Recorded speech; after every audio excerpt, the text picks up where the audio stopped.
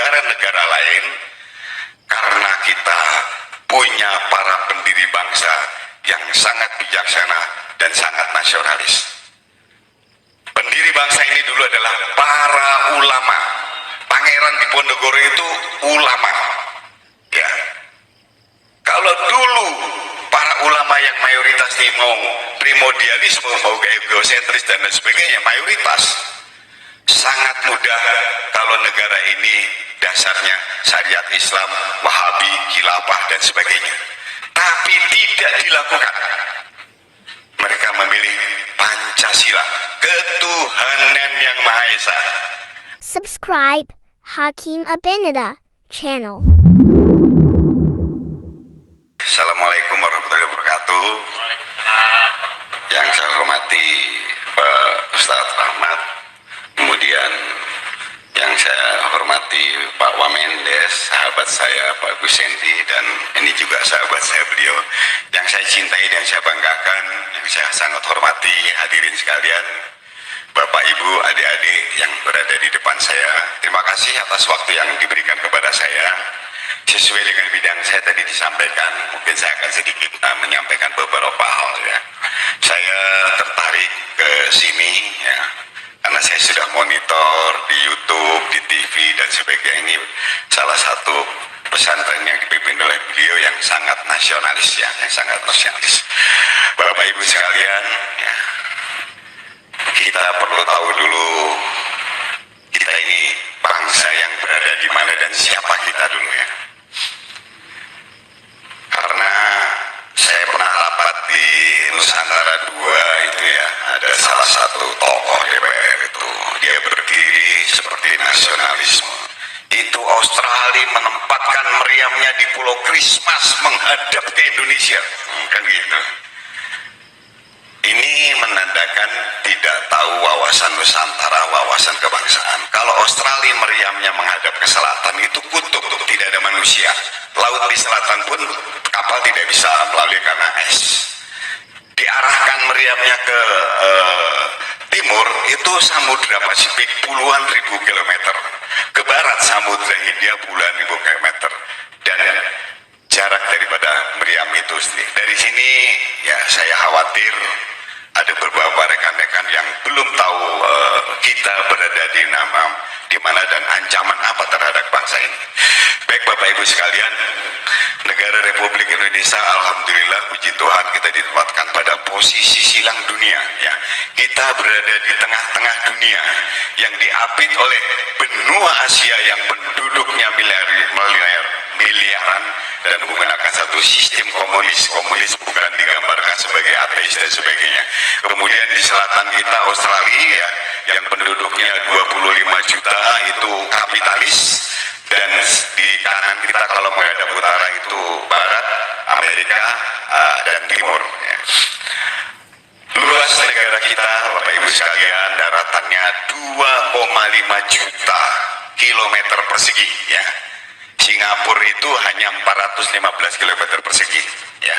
Dan negara-negara di Eropa itu kita naik kereta api bisa 6 negara. Kita negara yang sangat luas.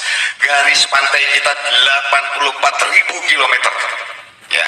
Bisa kita bayangkan kalau kita ternak udang, ternak kepiting di sepanjang pantai sudah terkaya di dalam perikanan kita. Laut kita luasnya 6 juta kilometer persegi ya. Penduduk kita 270 juta ya. Kemudian sunset, sunrise, moonset, moonrise, tidak ada musim dingin, tidak ada musim gugur, tidak ada musim badai. Di bumi ada minyak, di langit ada minyak, dan logam apa yang ada dari punya Indonesia. Kalau orang tanya apa yang tidak ada di Indonesia, jawabannya hanya satu, tidak ada, karena semua ada ya. Namun mengapa bangsa yang sangat di posisi strategis ini sering dikatakan bagaikan ayam mati di lumbung padi ya. Kita justru harus melihat bahwa manusia di dunia punya naluri ingin mempertahankan kelangsungan hidup eksistensi bangsa dan negaranya. Negara-negara superpower menggunakan teori teori jantung. Siapa kuasai benua, dia akan kuasai pulau-pulau dan dia akan kuasai dunia. Maka mereka membangun kapal induk dan sebagainya, pesawat tempur, bukan buat ngangkut sapi ya, itu buat nyerang satu negara, buat invasi untuk mempertahankan kelangsungan eksistensi bangsa dan negaranya. Mereka juga menggunakan namanya teori bulan sabit. Siapa kuasai alur laut, mereka akan kuasai perdagangan dunia dan akan kuasai ekonomi dunia ya. Untuk teori bulan sabit, di dunia ini ada 9 alur strategis. Yang strategis dan ekonomis ada 6, 4-nya ada di Indonesia, yaitu Selat Malaka, Alki 1, Alki 2, dan Alki 3 ya. Ini yang perlu semua diketahui. Dan kita jembatan Samudra Pasifik, Samudra India. Jadi tidak ada di dunia ini yang tidak melintas ke Indonesia dan tidak membutuhkan Indonesia. Untuk mereka bebas itu melintas dan sebagainya karena kita strategis, maka banyak bangsa-bangsa dari dulu yang ingin menguasai, mempengaruhi dan menduduki negara Republik Indonesia. Dari posisi silang mengakibatkan kita juga ada 700 suku bangsa di Indonesia. Ada 1027 bahasa ya. Di Irak itu cuma 3 suku, 1 agama, 1 bahasa. Porak-poranda. Nah, dari aspek geografi, geopolitik, geostrategi dan ekonomi tadi, kenapa kita tidak berantakan seperti negara-negara lain? Karena kita punya para pendiri bangsa yang sangat bijaksana dan sangat nasionalis. Pendiri bangsa ini dulu adalah para ulama. Pangeran Diponegoro itu ulama. Ya. Kalau dulu para ulama yang mayoritas nih mau primordialisme, mau egosentris dan lain sebagainya, mayoritas, sangat mudah kalau negara ini dasarnya syariat Islam, Wahabi, Khilafah dan sebagainya. Tapi tidak dilakukan. Mereka memilih Pancasila, ketuhanan yang Maha Esa. Artinya, justru para ulama dulu sadar tak betul dan tahu wawasan kebangsaan. Karena negara ini belum berdiri, sudah ada Candi Borobudur, sudah ada Prambanan, sudah ada yang beragama Hindu, sudah ada yang beragama Buddha, dan sudah ada yang beragama lain. Artinya di sini para ulama dulu murni mengimplementasikan Al-Quran dengan lakum dinukum waliyadin, hubul waton minan iman, rahmatan lil alamin. Ya. Lahirlah Pancasila, Bhinneka Tunggal Ika, NKRI, kemudian Undang-Undang Dasar 45 ya, yang membuat kita sangat kuat walaupun kita berada di tengah-tengah posisi silang dunia, walaupun kita berada di 3 zona waktu WIT, WITeng, WIB, tapi kita tetap tidak porak-poranda. Padahal ancaman sangat nyata di sekitar kita. Mengapa terjadi ancaman tersebut? Ya, dulu waktu Orde Lama, nasionalis kita anti Barat karena kita dijajah Belanda 350 tahun. Pak Soekarno pidatonya, Amerika kita setrika, Inggris kita linggis, kenyang Malaysia. Itu dengar gak? Ini yang baby boomer mesti dengar, yang usia-usia nih, adik-adik juga. Ini dicatat oleh negara-negara tersebut. Artinya Indonesia kalau maju hebat, berbahaya bagi mereka ya. Bahkan mereka menciptakan satu Five Force Defense Regiment, persemakuan Commonwealth yang terdiri dari Australia, Selandia Baru, Inggris, Malaysia, dan Singapura yang siap suatu saat mengepung kita karena untuk kepentingannya. Baik, jadi setiap kita akan maju, kita selalu mengalami satu hambatan-hambatan, termasuk pola hidup, pola pikir dan sebagainya. Ya, kita ini bangsa Indonesia ini setiap harinya tidur di atas emas, tidur di atas gas, tidur di atas minyak, tidur di atas nikel orang Sulawesi, tapi kita tidak maju. Memang ada aksi hambat dari luar. Ya, yang menonjol sekali, kita pernah mau bikin pabrik pesawat. Pak Habibie dihadirkan dari Jerman, IQ-nya luar biasa, tapi tapi pabrik pesawat ini akan menguntungkan bangsa Indonesia, tapi akan mengancam membahayakan bangsa-bangsa lain. Ya. Kalau Jepang yang bikin pabrik pesawat, Jepang diembargo, selesai, tidak punya bahan baku. Di Indonesia semua ada, orang pinternya ada, dihadang, digagalkan.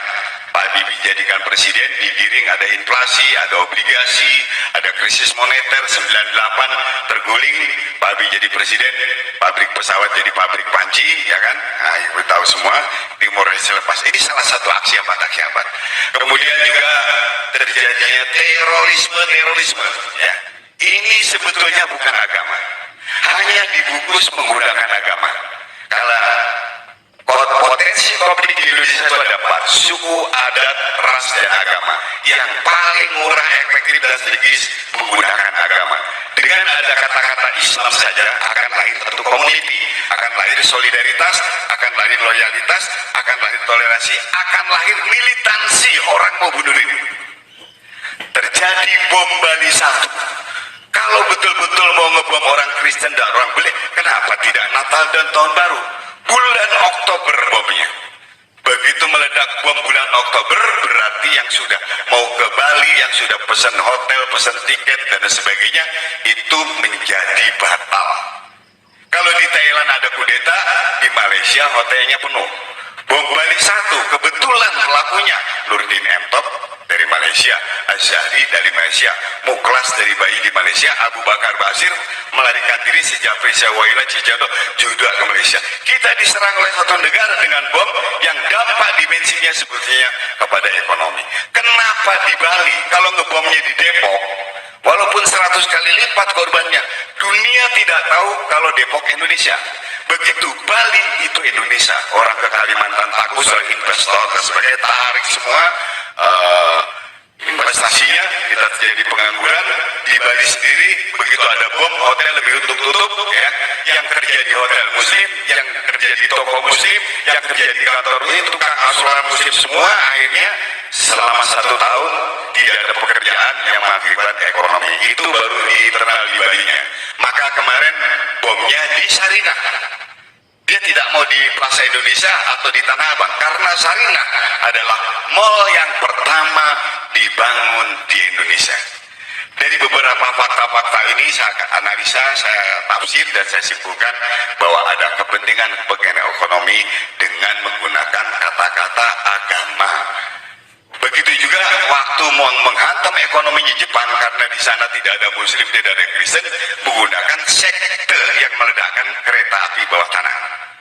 Jadi dari teori-teori tadi, akhir hambat tadi, ada kompetisi di satu negara bagaimana kita diciptakan supaya menjadi konsumen. Bapak Ibu sekalian, ini saya perlu menyampaikan fakta juga.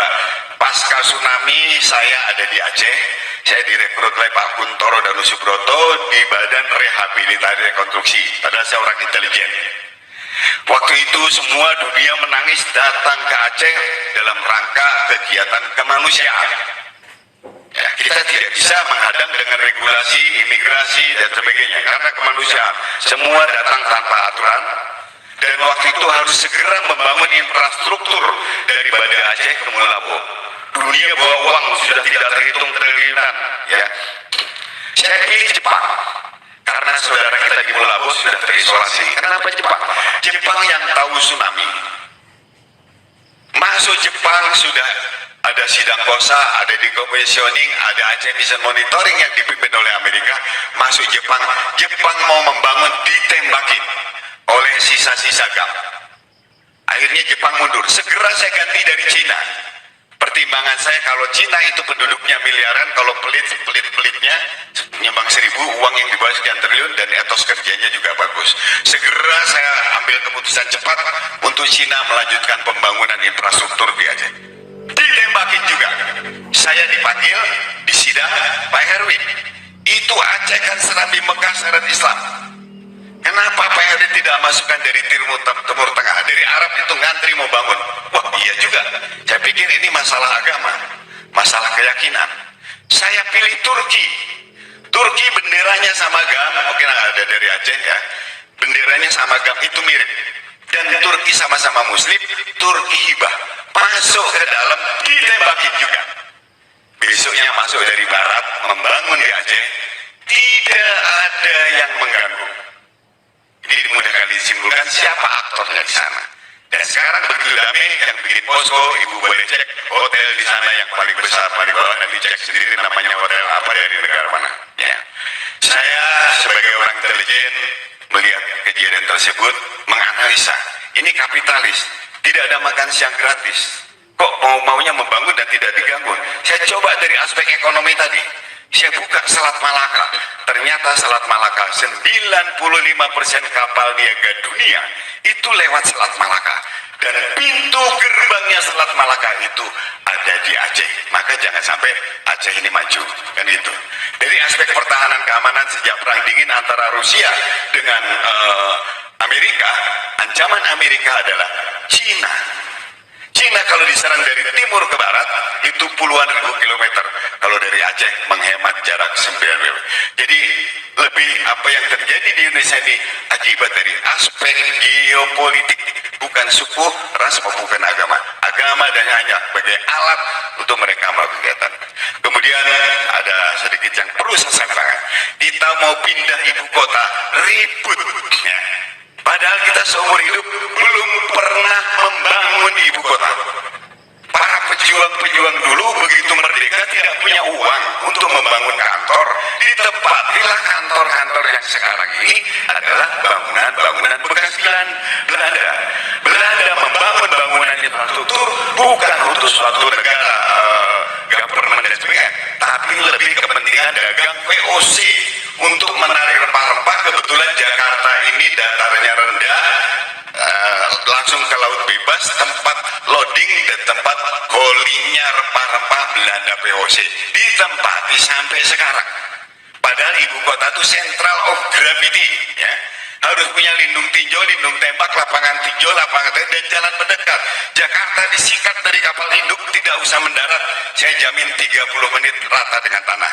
Penduduknya mau lari kemana? Mendingan jadi orang Israel sekalian, di orang Palestina. Pemerintah menyiapkan bunker, ya kan gitu.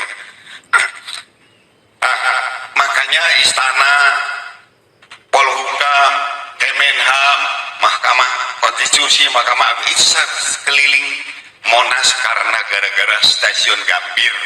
Nanti naik kereta api lagi ke Jawa Barat, berhenti di Cimahi, lempar batu, kalau nggak kena bangunan Belanda saya kasih hadiah 1 miliar. Semua bangunan Belanda, Pusdik Intel, Pusdik IP, Pusdik Arahanus, Sesko TNI, Seskowat, Sespati, Sespim, semua pusing-pusing tentara yudisial itu ada di Cimahi. Dilihat ada bangunan bagus lagi, namanya Gedung Sate. Wah, ini cocok untuk orang nomor 1 di Jawa Barat. Jadilah Provinsi Jawa Barat. Jadi bangsa Indonesia ini sampai sekarang berkumpul di sepanjang rel kereta api. Untung zamannya Pak Harto ada namanya transmigrasi. Ya. Kita setiap membangun Malaysia selalu dihambat oleh Grand Speed dengan alasan lingkungan hidup, panas bumi, paru-paru dunia. Malaysia bangun jalan tol, mereka tidak ribut, si badan dikitan sudah diambil. Sekarang dengan ibu kota di Kalimantan, satu dari aspek keamanan, kalau diserang dari utara, itu ada Malaysia dan ada Brunei. Kalau diserang dari selatan, ada Pulau Jawa. Kalau diserang dari timur, ada Papua, ada Ambon, ada Sulawesi. Diserang dari barat, ada Pulau Sumatera. Di sana tidak ada lempeng bumi, berarti tidak akan ada tsunami. Di sana tidak ada lorong magma, berarti tidak akan ada gunung meletus. Ya, itu kenapa kita perlu sekali ibu kota pindah. Tapi ada beberapa negara yang terancam, baik bangsa kita juga yang mungkin aset-aset dan sebagainya. Itu yang ingin saya sampaikan. Jadi apa yang ibu lihat, ibu dengar, ibu baca, jangan langsung ditangkap ya. Ini tidak ada server satu pun yang punya kita ya. Tidak ada server pun yang satu punya kita. WA, Facebook itu semua Amerika, TikTok itu juga Cina. Hati-hati dengan permainan HP ini. Dia dengan HP ini ya, itu bisa kaya raya. Kalau kita bicara, halo sayang sedang di mana? 1.000 rupiah uang kita terbang. Kalikan 270 juta. Nanti mau cari uang lebih besar lagi, bukan ulama, bukan kiai, bikin narasi Imam Mahdi bermimpi sebentar lagi kiamat, wahai sadar, surat Al-Baqarah, surat Tetek bengek itu panjang lebar, di bawah tulisannya kirim ke 20 orang maka hari Sabtu kamu masuk surga. Nah, ada anak SMP SMA meninggal gara-gara menghapus, dikirim. Kita nggak terasa, mohon maaf, kita punya wifi, punya WA. Tukang jamu, mohon maaf, saudara kita yang mungkin beli pulsanya cuma 10.000 itu terasa. Baru ngirim 5 orang sudah habis. Nah, uang buat beli susu anaknya daripada masuk neraka dibelikan pulsa. Nah, uangnya terbang ke sana. Ya, dari ini saja ya. Ya kalau saya cerita panjang lebar, ya kita ini diciptakan oleh mereka untuk tetap menjadi pasar. Kalau kita sampai produktif, kita akan merugikan dunia. Ya, maka kenapa saya dulu di TKN, saya direktur kampanyenya Pak Jokowi, saya bukan melihat Pak Jokowinya, bukan melihat Pak Prabowo, saya melihat konsep-konsepnya. Pemimpin itu satu, harus seorang konseptor. Konseptor yang mengerti tentang lingkungan strategi. Yang kedua, pemimpin itu harus negosiator untuk Indonesia. Yang tidak bisa dilawan di dunia ini orang kaya, penguasa sama orang gila. Korea Utara itu negara kecil tapi presidennya gila, kemana-mana bawa nuklir. Ya, kita belum bisa. Penguasa yang punya kapal induk, pesawat tempur lengkap itu Amerika dengan Cina, kita belum bisa.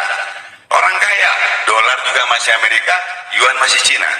Berarti kita hanya bisa bernego dengan negara-negara tersebut. Ibarat kita gadis cantik, ada dua pria yang sedang memperebutkan kita, kalau perlu kita adu pria-pria tersebut. Yang ketiga, pemimpin itu adalah eksekutor, pengambil keputusan. Untuk mengambil keputusan harus orang-orang yang tidak punya lagi kepentingan pribadinya, yang tidak ditekan oleh asing, ditekan oleh regional, ditekan oleh nasional. Eksekutor. Maka pemimpin harus yang amanah, yang memiliki moral kebangsaan. Bukan moral 3 ke karaoke, bukan moral tidak kawin 30, bukan moral kebangsaan. Itu tidak menjual aset, tidak didoktrin, tidak didikte, tidak dipengaruhi, tidak dikuasai oleh asing. Moral, ya. Yang kedua, akuntabilitas individu. Nah, ini ada saya. Akuntabilitas, berani mengambil keputusan, berani berisiko, berani bertanggung jawab. Di dalam statement ceramahnya itu yang memiliki akuntabilitas individu. Yang ketiga, punya visi kebangsaan. Visi kebangsaan, baca di Undang-Undang 45 pembukaannya, kita, visi kita, mimpi kita, negara yang berdaulat, merdeka, adil, dan makmur. Ya, misinya pemerintah untuk daerah otonomi khusus tertinggal membangun bangsa ini secara holistik, tematik, terintegrasi dengan mendimensikan pendidikan, kesehatan, infrastruktur, ekonomi kerakyatan, ofensif diplomatik, dan hak asasi manusia. Hak asasi manusia bukan kumis melintang, sangkur terhunus, penculikan, bukan. Hak sandang, papan, pangan. Ya, ini yang harus betul diketahui. Kemudian pemimpin juga harus yang punya wawasan global tadi. Kita masih banyak persoalan-persoalan dalam negeri, persoalan-persoalan regional dengan Malaysia, berbatasan dengan Timur Leste, berbatasan dengan Australia, dengan Laut Cina, Pulau Bawean, UNCLOS 1982. Banyak persoalan-persoalan yang harus diselesaikan oleh seorang pemimpin yang betul tadi setuju, ulama dan umaroh. Harus dua ini. Kemudian yang terakhir, kebetulan perlu juga pemimpin yang memiliki kepemimpinan Sabta Marga. Sabta Marga itu bukan untuk tentara saja. Bunyinya Sabta Marga, kami warga negara kesatuan Republik Indonesia yang bersendikan Pancasila. Gerakan-gerakan pola pikir, pola tindak laku harus berdasarkan Pancasila. Ini ketuhanan apa tidak? Oh ya, oke. Ini peri kemanusiaan, ada berdadil dan beradab. Oke. Ini membuat persatuan, abu persatuan. Oke, itu artinya Sabta Marga. Yang kedua, kami patriot Indonesia, pendukung serta pembela ideologi yang bertanggung jawab dan tidak tidak kenal menyerah. Itu doktrin.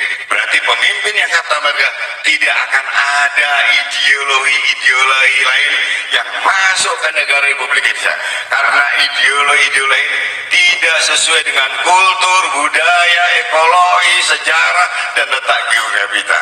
Masuk ideologi Pancasila, kita pasti hancur. Kita tidak hancur sekarang seperti Libya, Syria, Irak, dan sebagainya yang mudah diadu, karena kita memiliki 4 yang diajarkan oleh beliau yang saya baca di buku-bukunya, ya. Baik Bapak Ibu sekalian, saya Herwin Suparjo, saya asal dari Purworejo, saya dulu tamatan AKB, dan terakhir saya alhamdulillah berpangkat jenderal. Saya lama di Badan Intelijen Strategis, saya juga pernah pegang pasukan dan sebagainya. Asli saya Purworejo, tapi saya sebetulnya janda Jawa Sunda, ibu saya dari Majalengka, ya, jadi saya janda. Itu yang dapat saya sampaikan. Hal-hal lain mungkin yang lebih detail lagi terhadap fakta-fakta yang ada nanti akan saya sampaikan. Jadi OPM di Papua, GAM di Aceh, bukan karena ketidakadilan. Ini daerah kaya raya, daerah subur. Nasibnya orang Papua berada di pintu gerbang, pintu masuknya Asia Pasifik, ya. Maka Amerika membuat negara-negara boneka di sana, Nauru, Solomon Island, Fiji, Vanuatu, PNG. Saya pergi ke Nauru, penduduknya hanya 10.000, tapi presiden akhirnya 6 negara kecil duduk di PBB menyuarakan kemerdekaan daripada Papua. Padahal begitu merdeka paling dicaplok oleh Australia seperti PNG saat ini, ya. Begitu juga Aceh, kenapa terjadi pemberontak? Karena pintu masuknya Timur Tengah. Jadi sudah dipegang kepalanya, dipegang kakinya. Hati-hati, walaupun Aceh sudah merdeka, tapi ada draft RUPA MOU Helsinki. Apabila kita ditekan oleh negara kuat melaksanakan RUPA, Aceh merdeka. Bukan keinginan rakyatnya, bukan keinginan mereka musuh-musuh kita di luar negeri. Demikian, terima kasih, mohon maaf kalau terlalu banyak. Wassalamualaikum warahmatullahi wabarakatuh.